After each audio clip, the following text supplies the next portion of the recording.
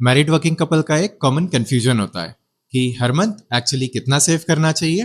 10%, 20% या फिर social media वाले बोलते हैं ना 50% सेव करो। रियलिटी थोड़ी डिफरेंट होती है। Rent, EMI, groceries, parent support सब मैनेज करना होता है। सैलरी आती तो है पर प्लानिंग क्लियर नहीं होती। तो आज थ्योरी नहीं प्रैक्टिकल बात करते हैं।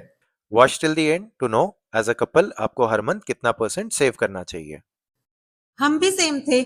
पहले हम सोचते थे जो एंड ऑफ द मंथ बचेगा वो सेव कर लेंगे, बट प्रॉब्लम क्या था? एंड ऑफ द मंथ कुछ बचता ही नहीं था। 90% वर्किंग कपल्स एक ही मिस्टेक करते हैं। दे सेव लेफ्ट ओवर्स, पहले स्पेंड फिर सेव। लेकिन सेविंग लेफ्ट ओवर नहीं होती, सेविंग डिसीजन होती है। बिल्कुल। एक और साइलेंट प्रॉब्लम होती है, लाइफस्टाइल क्रिप। सैलरी तो बढ़ती है लेकिन एक्सपेंस उससे फास्ट बढ़ जाते हैं।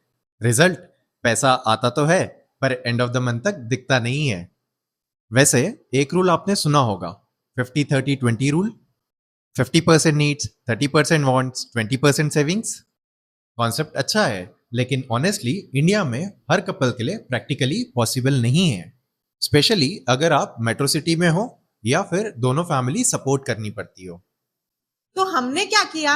हमने परसेंटेज कॉपी नहीं किया, हमने अपना स्ट्रक्चर बनाया, क्योंकि पर्सनल फाइनेंस पर्सनल होता है।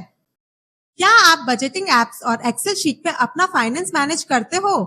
हमने भी शुरुआत वहीं से की थी, पर अब हम अपनी सैलरी को 4 बकेट्स में डिवाइड करते हैं। Bucket 1 is essentials, which is rent, bill, EMI and groceries.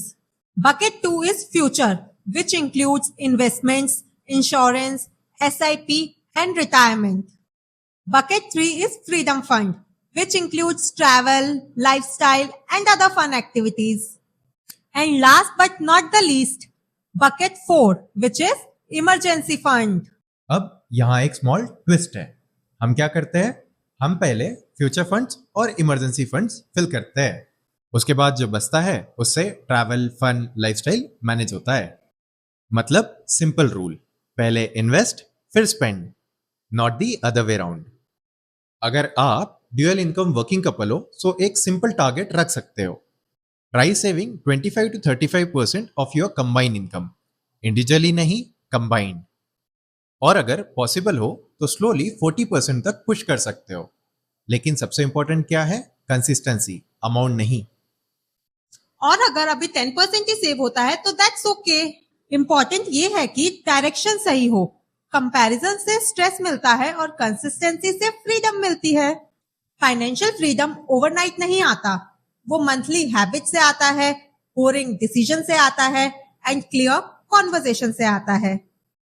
अगर आप भी कॉर्पोरेट कपल हो और मनी क्लैरिटी चाहते हो so subscribe here for real life experience. 9 to 5 से 9 to 5 तक Step by step.